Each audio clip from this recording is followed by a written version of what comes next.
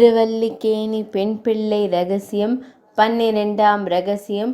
இடைச்சிகளிடையே நின்றேனோ வங்கிபுரத்தாரைப் போலே.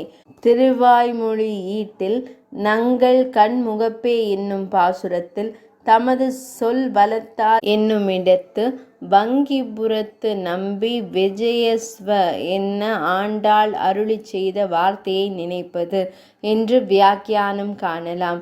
இங்கு அரும்பத விளக்கம் காட்டும் ஐதீகம். வங்கிபுரத்து நம்பி எம்பெருமானார் காலத்தவர்.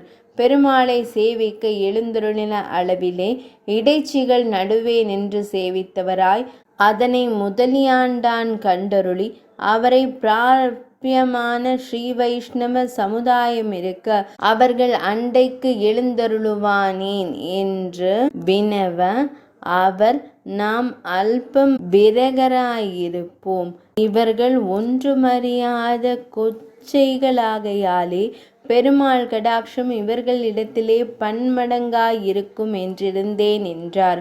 அவர்கள் சொன்னதேது, தேவரீர் அருளிச் செய்ததேது என்று ஆண்டான் மேலே வினவ நம்பி பாலுண்பீர் பழமுண்பீர் பொன்னாலே பூணூலிடுவீர் 100 பிராயம் புகுவீர் அழுத்த இரட்டை உடுப்பீர் என்கிற இது அவர்கள் சொன்ன வார்த்தை. விஜயஸ்வ விஜயீ பவ என நான் சொன்ன வார்த்தை என்று அருளிச் செய்தார்.